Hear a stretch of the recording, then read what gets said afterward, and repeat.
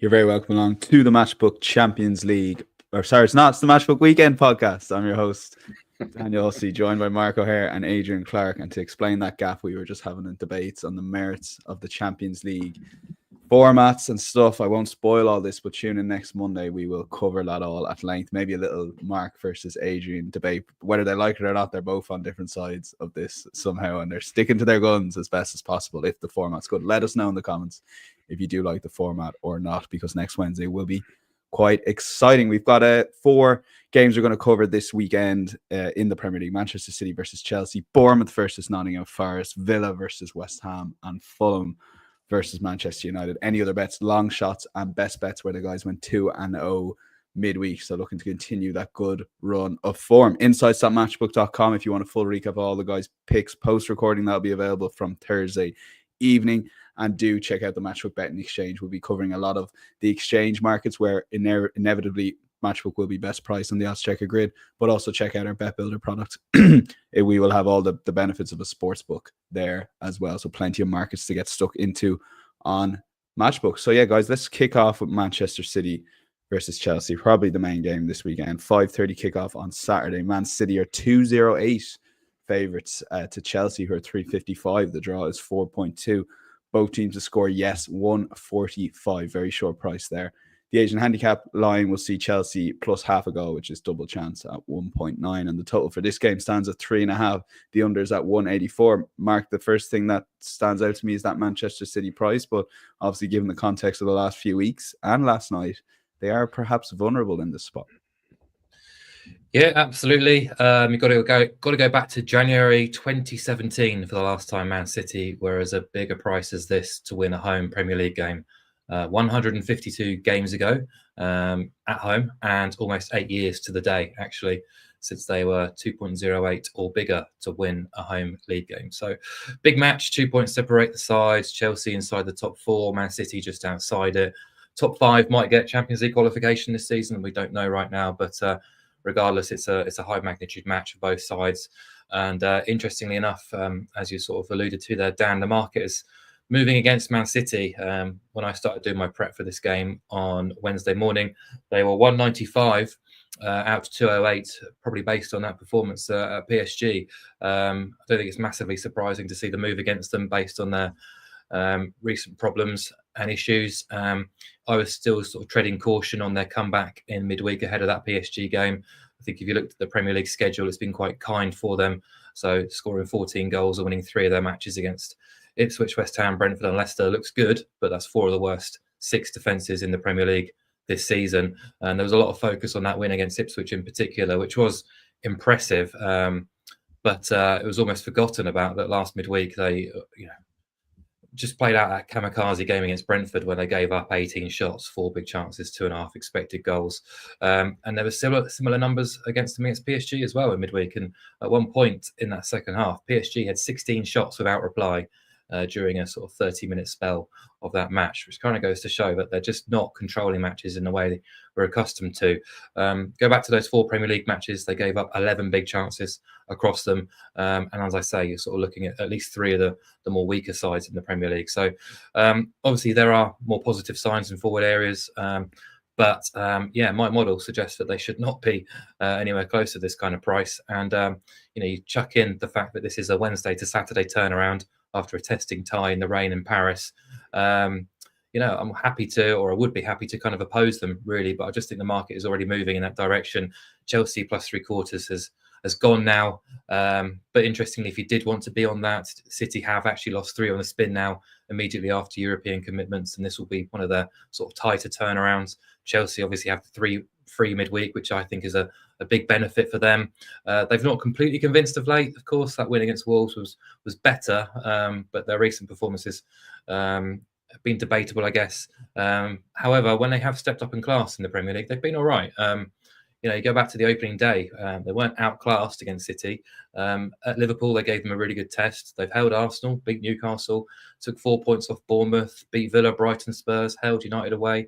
So they've only lost 3 games in the last 21 Premier League matches. We know about their quality in forward areas, but defensively for me is where I have my question mark, and I'm sure everyone else does too. They're just not trustworthy enough. And They're allowing the 10th most big chances in the Premier League this season, a metric where Man City lie 6th in as well. So pretty damning on both counts there, really. And again, there's sort of injury issues around Chelsea. We don't know about Colwell's fitness. Enzo should be back. Unsure on Lavia. Fofana's missing. Robert Sanchez is always likely to chuck one in too. So, but I do think they can be competitive. So rather than I just take the result out of it, because I've got question marks on both sides, and the way the market is moving, if you are going to oppose City, you probably needed to do it probably earlier than Thursday now. So I'll say both teams to score as a foundation. It's landed in 12 of City's 15 against the top 14. They've also kept just 2 home clean sheets in the Premier League this season, despite facing 8 sides in 10th and below. Chelsea have gone BTTS in 7 of 11 away, 11 of 14 against the top 14. So both sides are seeing goals regularly against the big teams. But to bolster the odds, I've included under 6.5 goals. Only 2 of their combined league games have featured 7 goals or more. So already we've got the 1-1, the 2-2, 3-3, 2-1, 3-1, 4-1, 5-1, and 3-2 scorelines. Either way, we're just missing out the 0-0 and the win to 0. And I'll top it up by backing over 39.5 booking points. As I say, it's a high magnitude match for both teams. John Brooks is refereeing. He's averaging 5.33 cards this season. He's hit 4+ in 18 of his last 20 matches. And Chelsea's games are just notoriously card heavy, especially against the elite teams. But overall this season, 86% of their games have featured 4 cards or more. 73% have seen 5 cards or more. And 6 of their 11 away Premier League matches have seen 7 cards or more. So we should be able to get 4 or more. Okay, so that's both teams to score under 6.5 goals and over 39.5 booking points, effectively 4 cards or more at 183. And Adrian, for you, I mean, if Chelsea had got off to this start of the season, all things being equal in terms of their results, you'd be saying what a fantastic season under Maresca. But it's obviously tinged with that little bit of disappointment because of how great a start they've had. Where are they at right now? Because they seemed, bar a 10-minute spell before half-time, to be largely back to their best against Wolves. Yeah, it was okay, wasn't it? It wasn't amazing. They weren't close to their best. But Mark is right to point out that they've raised their game for the biggies this season. They were good at Anfield. They were really good against Arsenal. And a lot of those other matches that Mark discussed, they turned up in. So they're capable. And they do, if you look at the style and the personnel really that they've got in the side. Jackson, great movement, very good pace. Okay, yeah, we know that he needs to finish better, but stylistically, he's the sort of striker that City don't like to deal with on those breaks. You got flying wingers, Neto and Madueke, who might obviously the Sancho in the mix as well. All of which can carry the ball forward and on those breaks. And then you got Cole Palmer and. Well, probably just Cole Palmer because we don't know yet about Enzo Fernandez. He might not be fit enough to play. Dewsbury Hall's in contention. Caicedo will play, and you know that he can split a defence with a pass as well. But yeah, the Palmer Madueke axis is actually really good. They've created 25 chances for each other in this season so far. That's more than any other duo in the Premier League. So I do think they've got the players to hurt City, but I'm very much like Mark. I can't really trust either team. At the moment, I was a bit more sold on City ahead of the PSG. I backed them to win, but so I feel a bit foolish for doing that, just based on Foden and De Bruyne being really back in sync. But it's a lot else wrong, isn't there? I do think obviously the signings, the new signings, Kusanov and Vitor Reis, and then you've got Marmoush. That might lift the Etihad ahead of kickoff. We don't know if they'll be involved yet, but if they are. There'll be a big buzz around that. So that might help City. But I can't, in good faith, back them against Chelsea, given Chelsea's threats. So I'm gonna do the same, really, and go with both teams to score, which is way too short on 1.45. I'm going to just go for a more simplified sort of add-on, and that's over 9.5 corners. City do average 9 corners per game themselves at the Etihad Stadium, on average across the matches, including the oppositions. It's over 11. It's up towards the 11.5 corners a game. Chelsea average 6 corners themselves in away games, and their away matches in total tend to average just over 10.5 corners. So everything points towards above 9.5 corners for me, and that takes the price to 2.0, which is a lovely jump, isn't it, from 1.45. You've got to hope that it's a good end-to-end game. Mark wheeled out all the stats, that both teams' scorers landed in so many games, 10 or 13 for City against the top 13. Chelsea, 11 or 14 against the top 14. So, yeah, I definitely see both teams scoring because you can't trust them defensively. And I'm just going to add on basically 10 corners in the game. It could be 5 apiece. It could be 6-4, 7-3. It doesn't really matter. So, that's my pick at even money. Yeah, the last time you did over 9.5 corners was Spurs at home to Newcastle, I think. And if it didn't come in the first half, it was very close. Yeah, we did all right on that one. Oh, but by the way, just a little thing on Chelsea, which isn't great in terms of their prospects of top 4. They've now played everyone from 2nd to 12th at Stamford Bridge. They've got to basically face with the reverse fixtures of pretty much all of those teams now. So they've got 8 away games to come against the top 11, of which this is the first. So it will be a good gauge, because if Chelsea can turn City over or come away with the draw, then you'll think, okay, they can handle that kind of running. But I do sense it's going to be tougher for them, because I think the fixtures have been a little bit kinder to them than some of the other teams so far. Okay, wasn't aware of that fixture bias there, so perhaps proceed with caution on any Chelsea futures, etc. This is going to be our £10 money back bet builder podcast special, so we're going to do a mix of the two guys' picks, both teams to score, tick from both the guys, over 9.5 corners from Adrian. He outlined the stats there, and over 39.5 booking points takes you to 2.5. Put £10 on that with Matchbook at 25 back if it wins, and if it loses, get your stake back £10 as a free bet. Now, I said arguably Man City versus Chelsea was the biggest game of the weekend, because arguably, and Adrian, I'll go to you first here, have a look at the betting, Bournemouth versus Nottingham Forest is the biggest game here, which is crazy, but those two teams are absolutely flying at the moment, and Bournemouth are 2.14 favourites, with Forest, the underdogs, at 365, slightly bigger at 375 for the draw. That's 11-4. Both teams to score, yes, 175. The Asian handicap line sees Forest at double chance. That's plus 0.5, 186. And the total for this game stands at 2.5.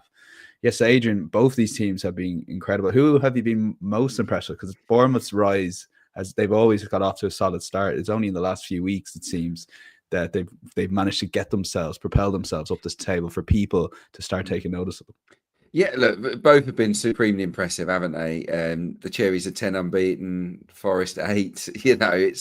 It's seriously impressive, and the nature of some of the wins has been outstanding as well.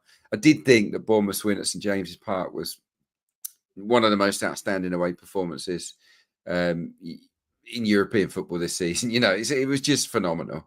It was hard to really fault it. I love the aggression, because Newcastle are tough at home. They like to bully you and knock you all over the place, and Bournemouth did it to them, and it's paved the way maybe for others to be a bit more assertive at Newcastle. But yeah, I think that Bournemouth really excelled, and they're doing it with 10 senior players injured, which is just nuts, really. Forest have been very lucky with injuries, haven't they? They've been able to keep an extremely settled side.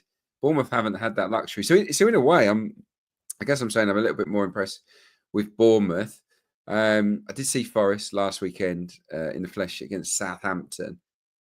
Really efficient first half, great on the counter, superb finishing, but they did have a wobble up in the second half, and Nuno spoke about it afterwards, about there's a little bit of a worrying sign there from his team that when the heat was on, they did get a little bit flustered. It's the first time they've really looked that way.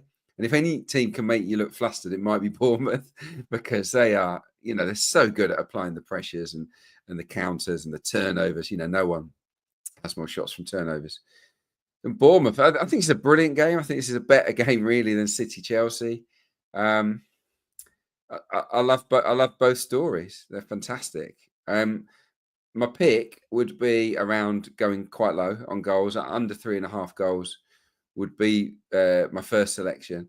It's occurred in 9 of 10 home games for Bournemouth this season. I haven't been involved in many crazy games. at the Vitality, and under 3.5 has landed in 8 of 11 Forest away games.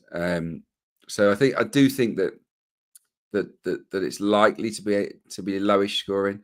1 apiece it was in the other game, but I'm going to pair that with Bournemouth double chance. They are the home team.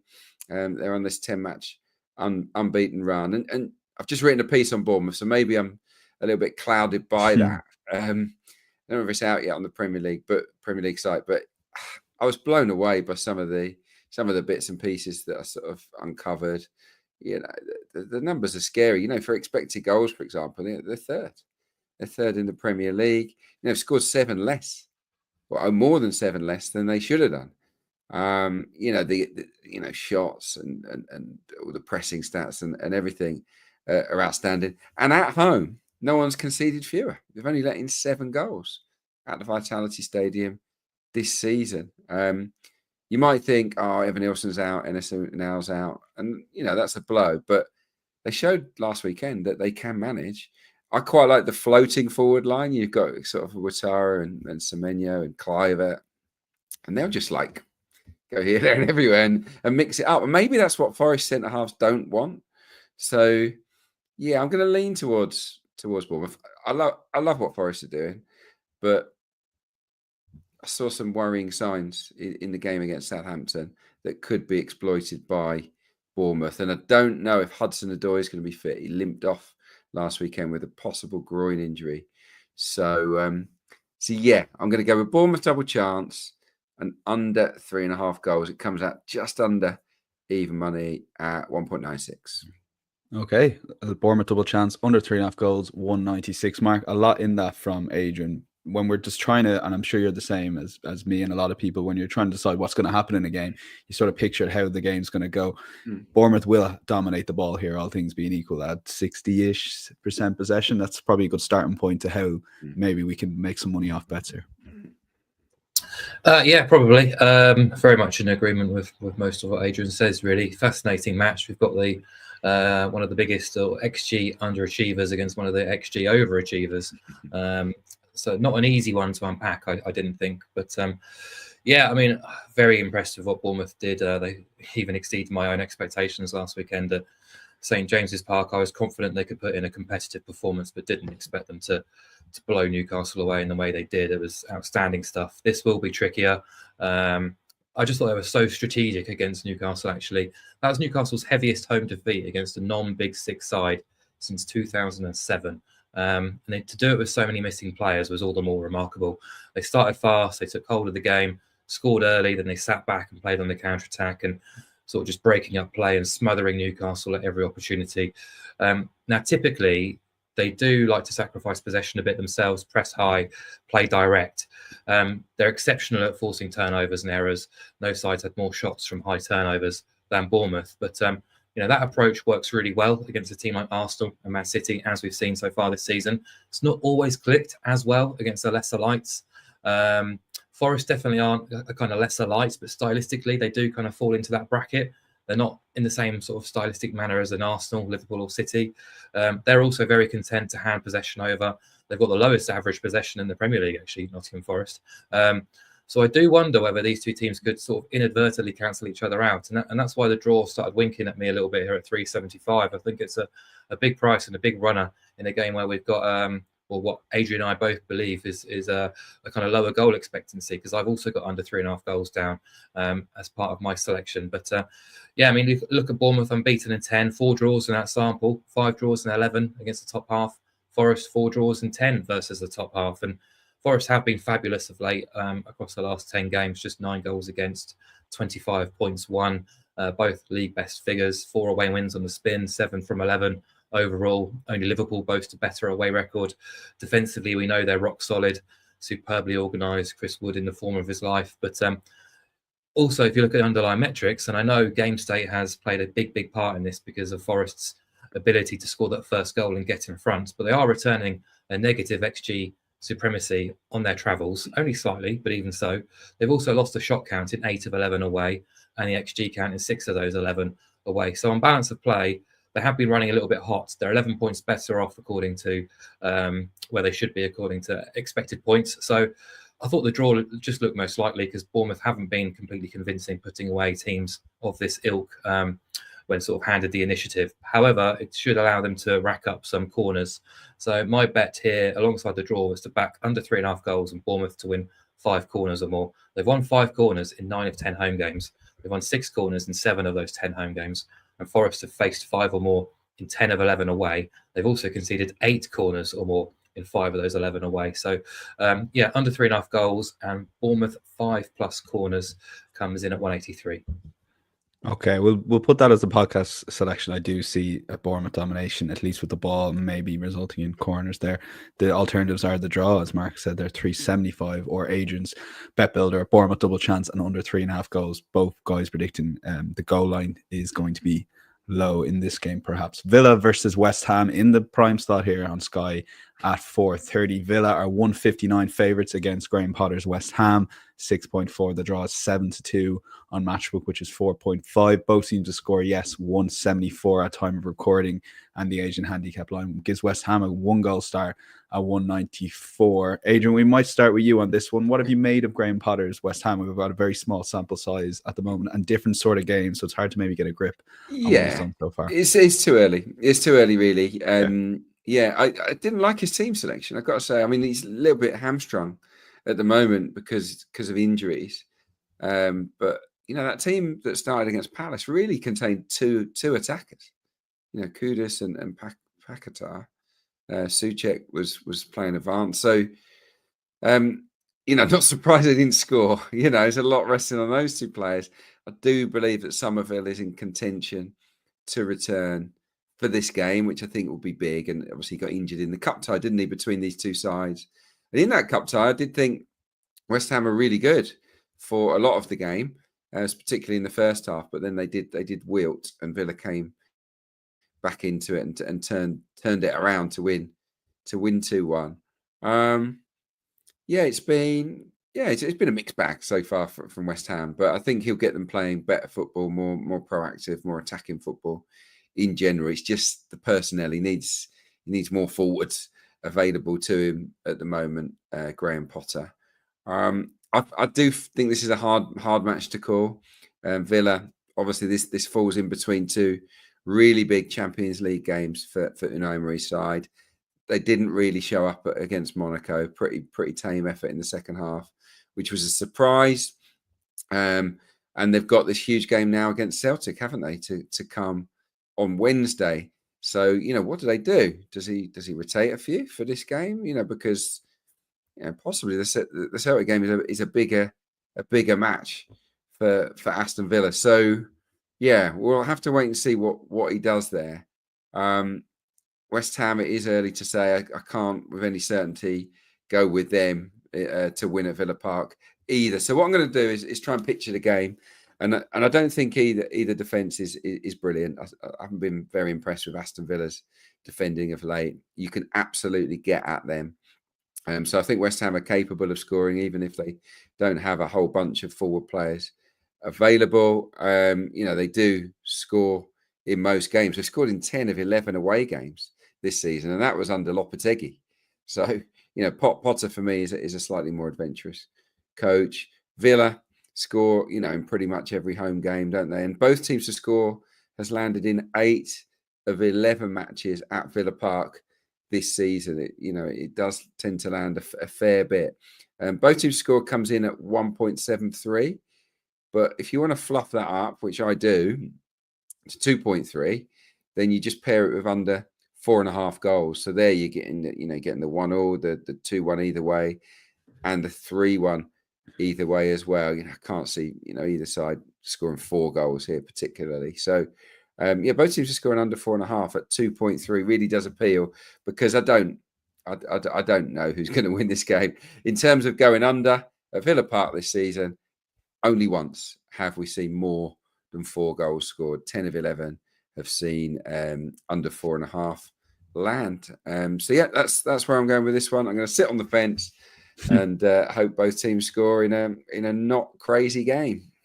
Both teams to score under 4.5 goals is your bet then at 2.3. And Mark, would you have any reservations over what Adrian said about team selection? Because I would be leaning towards, he said, I'd expect a bit of rotation because to get that top 8, as we've discussed on the Champions League podcast, is quite important. Maybe, or what's more important, getting top 8 in the Champions League or top 4 in the Premier League? I think both carry enough weight to suggest that Villa won't make wholesale changes. They might make a couple. John McGinn is due back. Onana might be back as well, so immediately you can freshen up the midfield if needs be. Hopefully we'll get Tielemans playing a more advanced position after having to step back into the deeper role in midweek. But I agree with him in terms of the matchup itself. I think this is a really difficult tie to unpack and find a real sort of angle that I'm really keen to hang my hat on. I opted for Aston Villa to win and over 1.5 goals at 178. But having listened to Adrian and having another look at the markets, I think a better solution would be to back Villa to win Villa to win and both teams to score, which comes in at 296. And that's a really much more attractive price. Considering the news this morning that Diego Carlos has left the club as well, Pau Torres is missing, so that defence isn't looking anywhere near as tight as perhaps it has been in the past. I thought they were really sluggish actually on Tuesday night in Monaco, full of mistakes in possession, very inaccurate, quite underwhelming for a large part as well. I know they'd been away at Arsenal on the Saturday in a high-intensity clash, so they could be forgiven for being a bit jaded. But Tuesday to Sunday turnarounds should get them back fit and firing. I have been opposing Villa relatively often this season after big Champions League games. Their record after a Champions League game is 1-1-3 in terms of wins, draws and losses.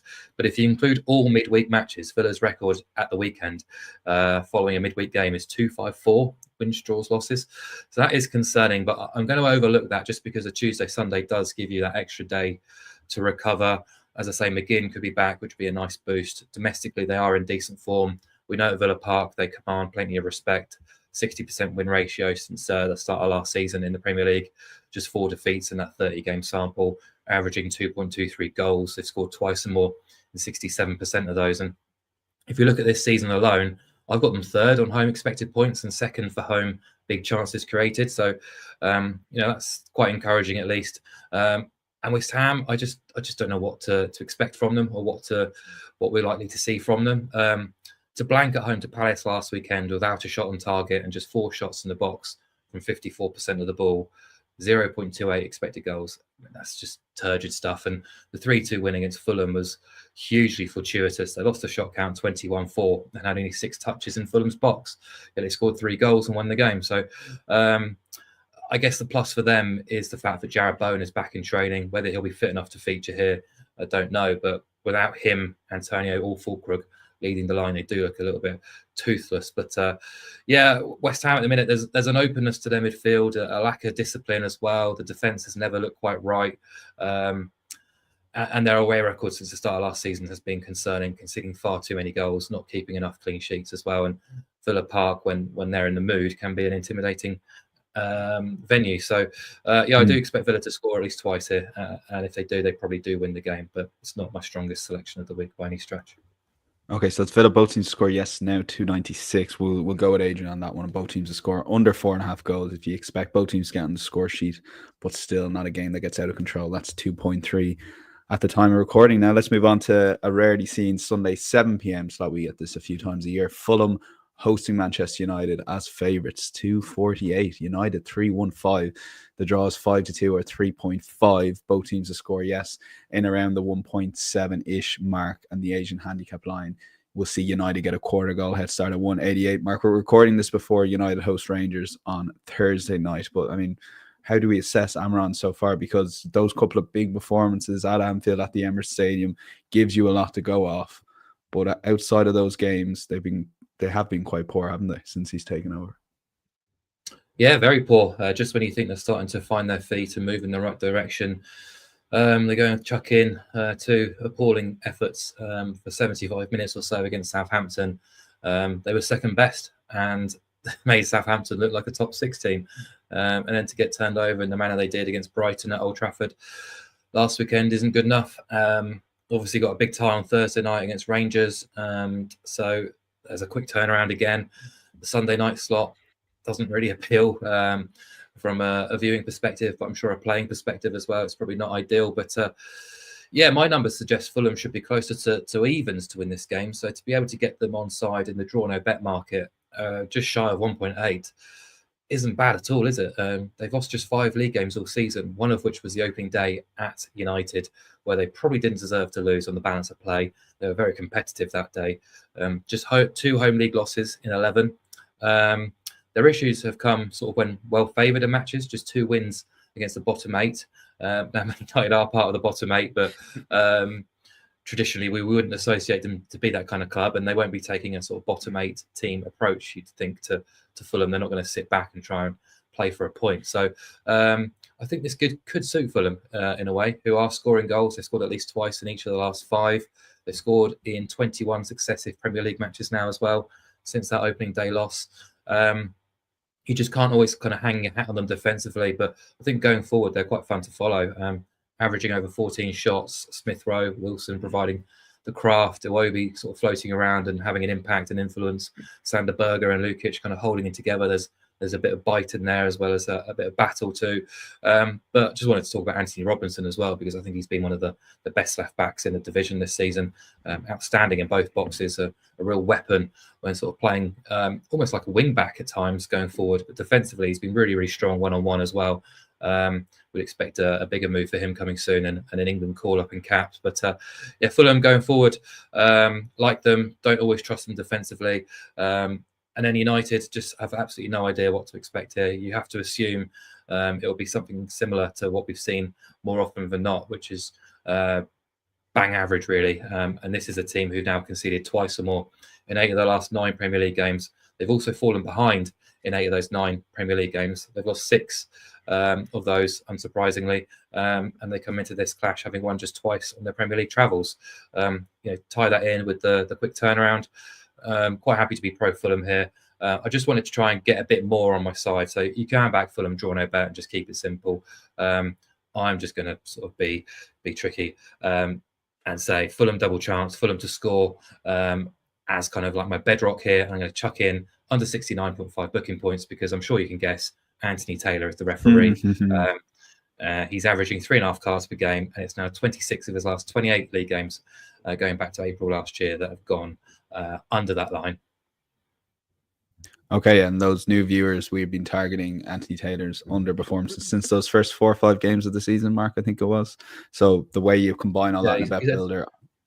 2 wild outliers. That 14 card game was it Bournemouth Chelsea, and there was another one as well. So that average is significantly higher than what it should be. Gotcha. You took the sort of mean, it would be closer to sort of 2. He's chucked in a couple of 0 carders as well in recent weeks. Okay, take advantage of that perhaps. Fulham double chance over 1 goal in the game, so over half a goal in the game, which is obviously a Fulham goal given the double chance, and under 69.5 booking points. That's 183 on Matchbook. Adrian, your assessment of Amaran so far? Yeah, written a piece about him as well this week. So you've been busy for that. Yeah, no, it's been a busy one.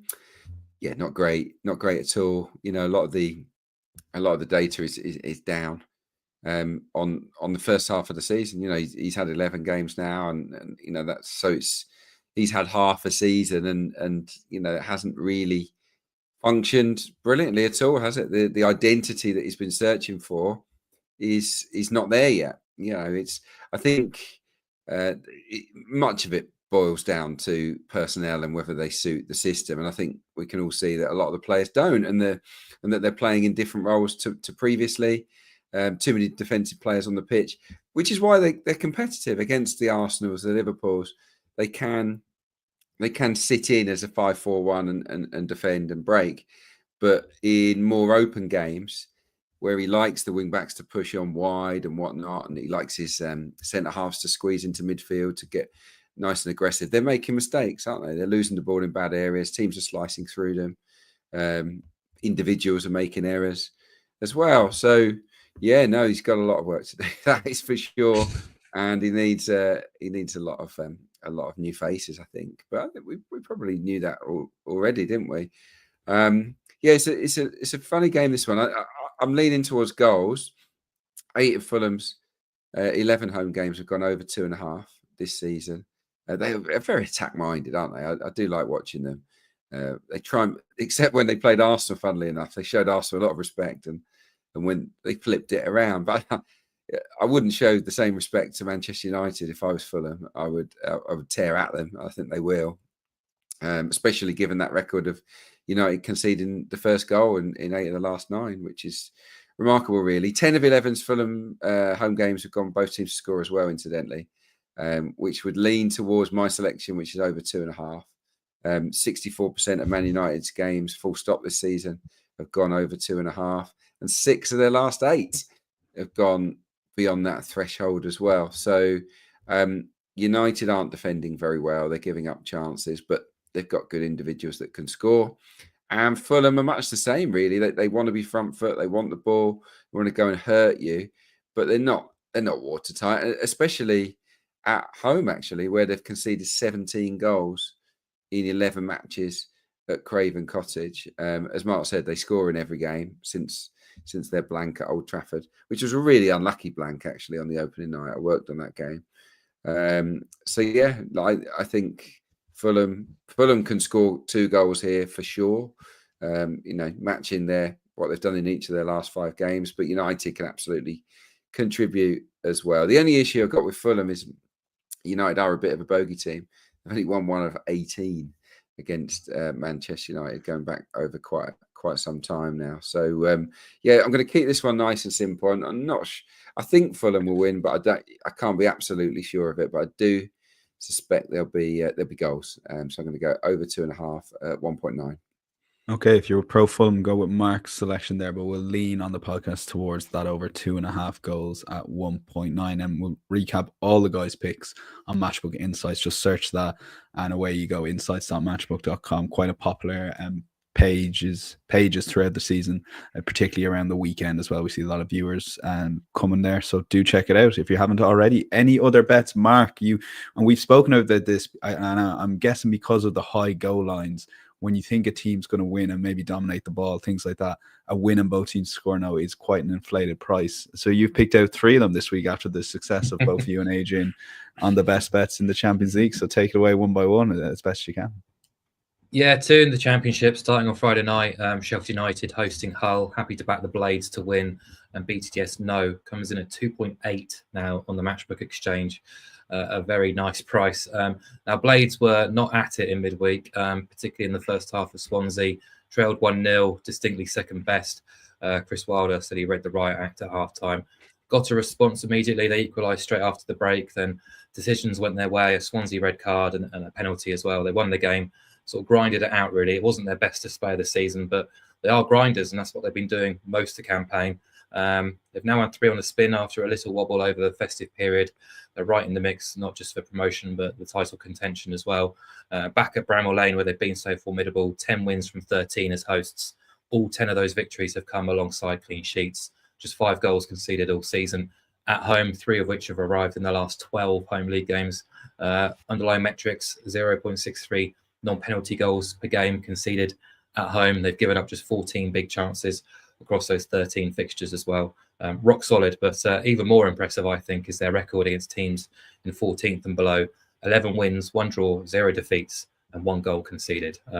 So the win to 0 has landed in 11 of those 12 games against the lesser lights in the Championship. And 2.8 for a repeat against the Hull side, who have just been very inconsistent since Ruben Selles came in. 3 wins from 9.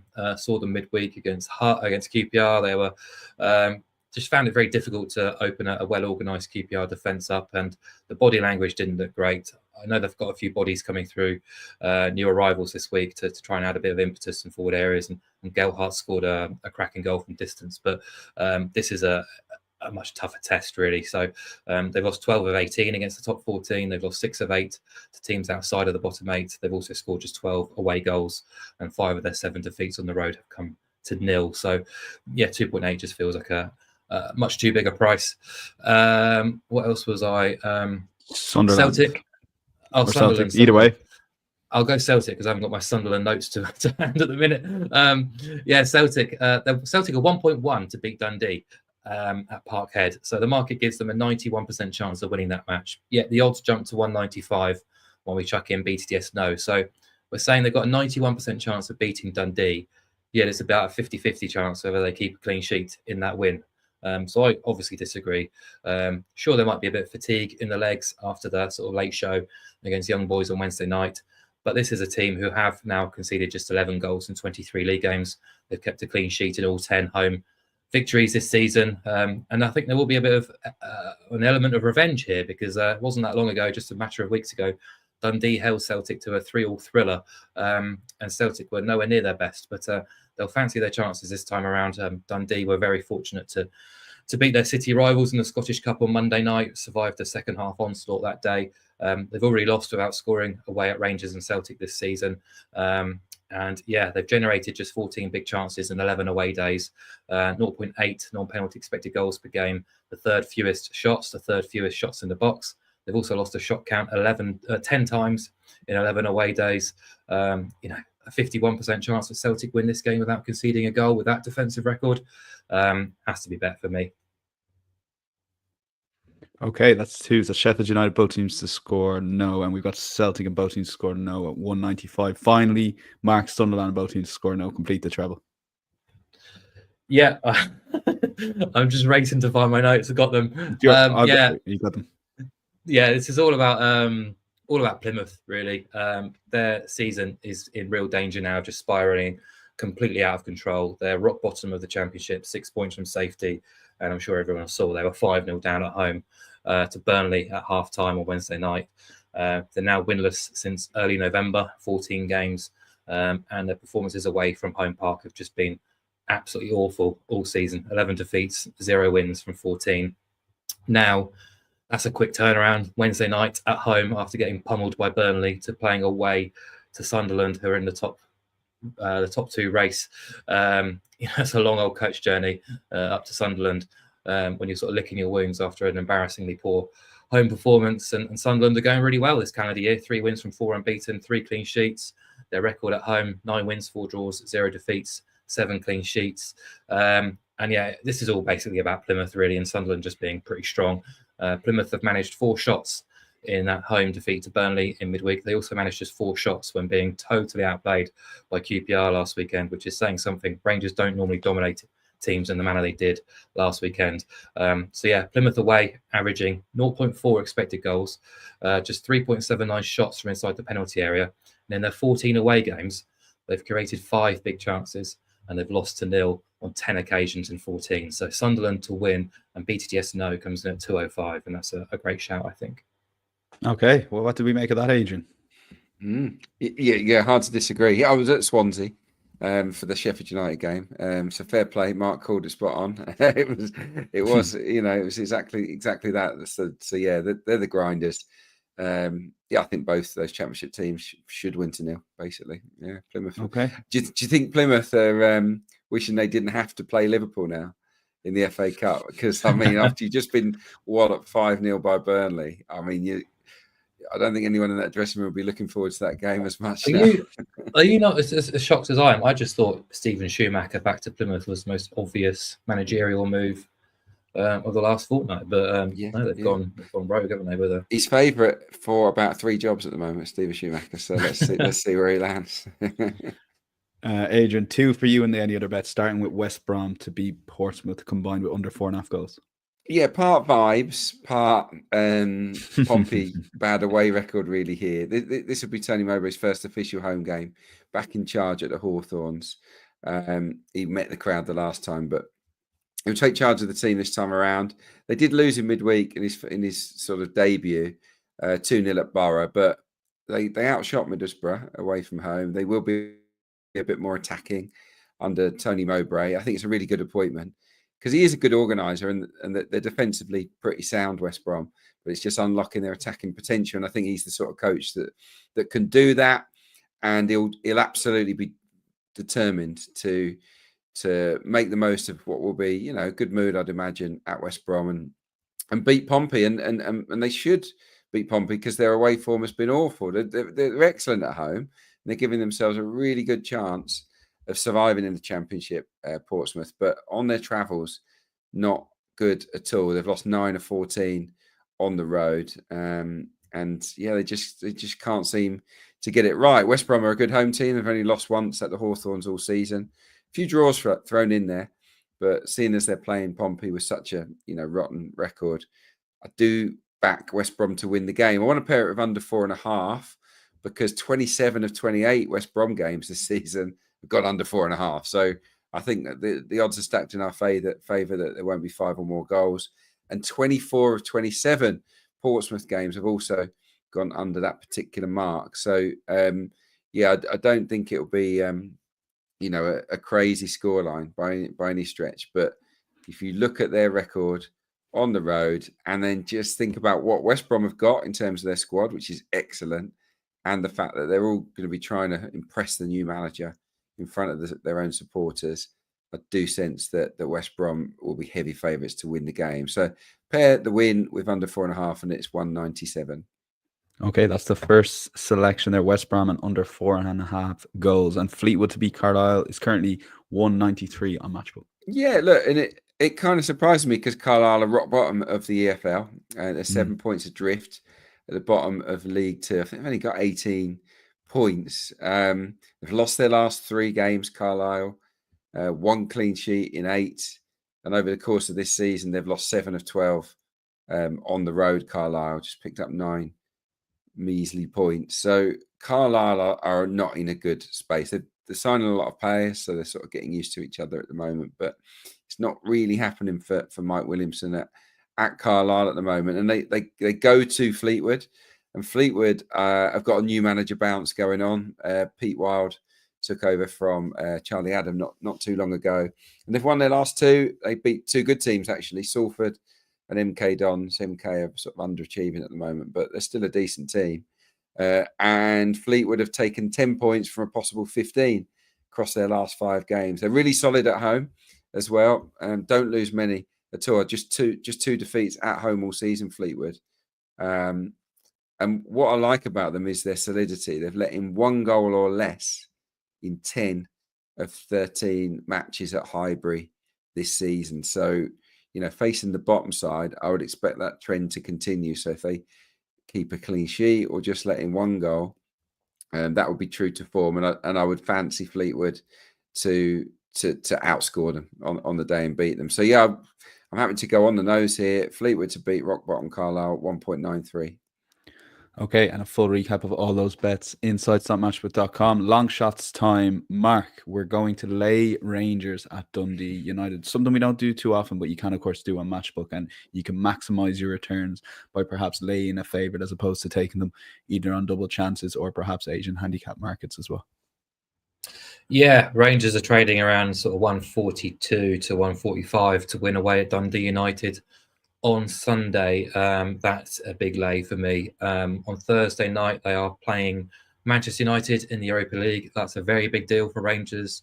Battle of Britain, of course, but not just because they take Europe very seriously, but because of that competitive nature of British teams, but also the fact that they're just outside the top 8, and there's a battle with United to finish in that top 8 in the Europa League and get an automatic place in the last 16. They have impressed mostly in Europe so far this season, as they have in previous campaigns, but they have not impressed domestically, especially when playing away from Ibrox.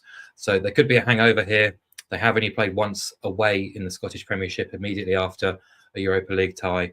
On that occasion, they squeaked past St Johnstone 1-0, who are rock bottom of the league. This will be a much tougher test because Dundee United have emerged as quite clearly the 3rd best team in the division. They put in some really solid efforts against the Old Firm this season. They hailed Celtic here to a 0-0 draw in December.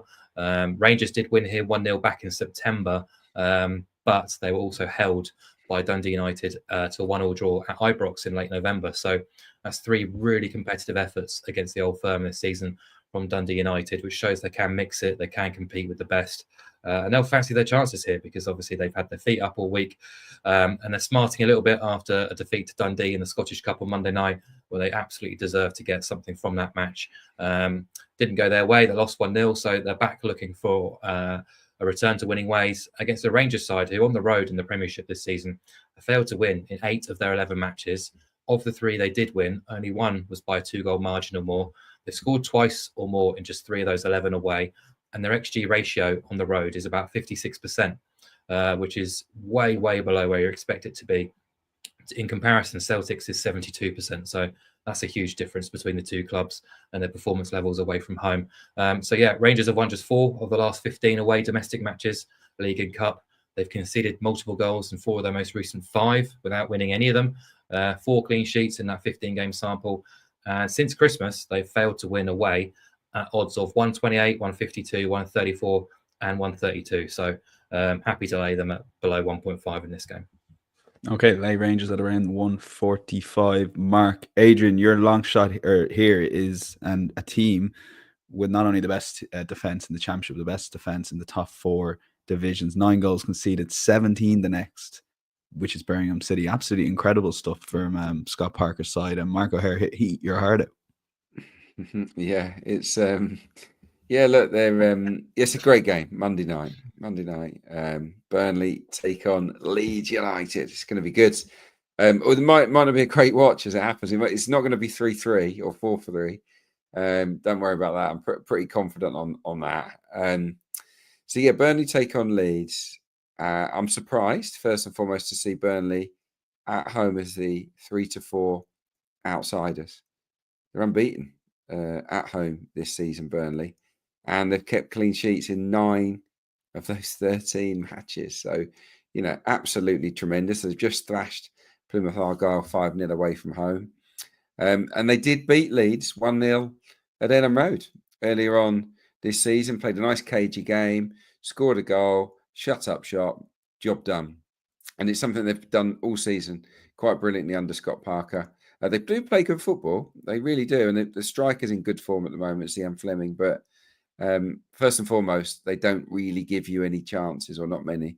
They've won to nil Burnley in 11 of 28 matches this season. They're playing Leeds, though, and Leeds are top. So I have to talk briefly about them. They're a great side. I really like Leeds. But can you trust them away from Ellen Road? The answer is no. They haven't beaten anyone in the top 10 away from home yet this season. They've blanked in 4 away games as well. And 3 of those blanks came at Blackburn, West Brom, and Bristol City, who are all inside the top 10. So this is actually the type of game that they've tended not to score in. And, thinking about Burnley's record, I can see them, despite, having brilliant players, I can see them being kept at arm's length by the Clarets. I think to be able to back Burnley to win to nil at 4.6, in long shot territory, it really appeals. I think it's a fun one to get behind. Okay, Monday night for that one. So wait all throughout the weekend, but Burnley and both teams to score no versus Leeds at 4.6. Mark, if you want to say anything about Scott Parker, you can do in your best bet, but you can lead on to Serie B then. He loves him. He loves him really. He loves him really, doesn't he? He does. 9 goals, Mark. That's phenomenal. He's doing well. He's doing well. Well done. But I can't help but say this. The cameras panned to him before the game against Plymouth in midweek, and he was sort of trotting around on the pitch in his lovely outfit, doing his hair and whatnot. And he's got that little smug look on his face. And what's that saying? If they were chocolate, they'd eat themselves. Absolutely perfect for that moment. I was like, this guy is someone else. Anyway, honestly, Mark, he's lovely. I interviewed him the other day, and he couldn't have been nicer. He kept referring to me as Adrian in his answers. He was very polite. I won't hear a bad word said about him. I'm sure that's what he wants you to believe, Mark. I'm sure he's a lovely guy, but the portrayal he puts across just grinds my gears. But anyway. Serie B, that's where it's at this weekend, Sunday. Last week, Sassuolo did us proud, winning a ding-dong game. They're top of the table, but this weekend we're going to be with Pisa, who are second in the standings. 14 wins from 22 league games this season, but 8 wins from 11 home games this season, 11 unbeaten home games. That includes beating Sassuolo 3-1 at home on Boxing Day. That's Sassuolo's only defeat since September, and it means Pisa have now scored at least twice in 10 of their 11 home league games this season. Data which is kind of matched by their underlying metrics, because they're second on expected points, and they've got the best XG output at home and overall across the campaign so far, averaging 2 expected goals per game. They've won the XG battle in 9 of 11 at home, despite facing 9 sides in the top 14 of Serie B. So the schedule hasn't been easy. And now they're playing Salernitana, who are in the bottom 4 have won once away all season. That was back in October. They scored just 6 goals in those 10 away games, lost 6 times, 9 defeats and 12 against the top half, 6 defeats and 7 against the top 6, and have lost without scoring in 3 of their most recent 4 fixtures as well. Data-wise, they're 5th bottom on expected points, both overall and away from home. They've got the worst XG output away, just 0.57 per game. And they're rock bottom for shots per game away from home as well. And just as a little comparison, they went to Sassuolo in late November. They lost that match 4-0, gave up 4 expected goals and 22 shots. So if Sassuolo can do that at home against them, Pisa might be able to get a couple of goals and win this game reasonably comfortably. Yet they're 1.8, and that's a cracking price. That's Pisa, yeah, 1.8. Look at the league table there, and it looks a massive price. Adrian, over to you for best bet time here. And it's important sometimes to pick out the great games across the weekend card, but sometimes you can just find one that's not going to be great and maybe make a few quid without having to watch it. Exactly. That's my thinking. Barnsley against Stevenage in League One. I'm going to go here under 3.5 goals, and both teams to score now. So yeah, that's my pick at even money. Under 3.5 has landed in every Stevenage away game so far this season, and it's landed in 19 of Barnsley's 26 matches, full stop. So I think, good odds, I think, on the prospect of there being 3 goals or less in the game. Now, I have to credit my good friend Sam Parkin, who I was on earlier. I was on the EFL podcast with him earlier, and he brought to my attention Stevenage's away record. They have scored on the road this season 3 goals. Jeez. 3 goals all season.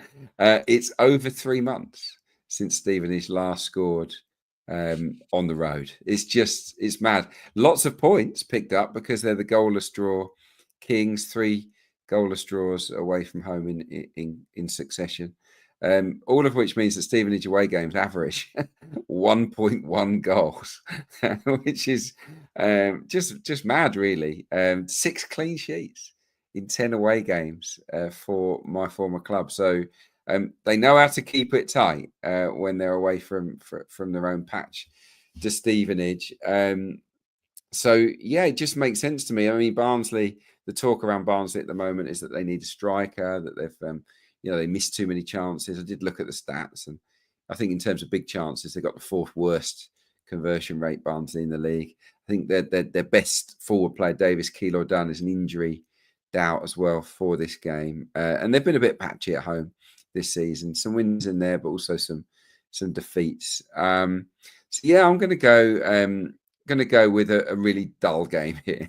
Both teams to score no is the obvious with Stevenage's ability to keep clean sheets, but they don't score many either. And under 3.5, it comes in at even money. I just really like the numbers around this, and the fact that Stevenage have scored 3 away goals, all season. Burnley scored 3 the other night within about 20 minutes, didn't they? Quite remarkable. Yeah, the 0-0 maybe could be one for that too. So bear that in mind. But both teams score no and under 3.5 goals, and Marco on the Serie B. And a reminder, Mark O'Haire's opinions on Scott Parker and his hair do not reflect the opinions of Matchbook, the wider Matchbook community, myself, producer Ryan, or of course Adrian Clarke, who sometimes has to be in his company. If that's okay, Adrian, I just said I'd get that out of the way before we head on. Yeah, no, I appreciate it. Yeah, no worries. It's jealousy, guys. It's pure jealousy. It was in that McDonald's advert when I was growing up, and I was very jealous of him from that day onwards. And there you go. Yeah, obviously not recovered since.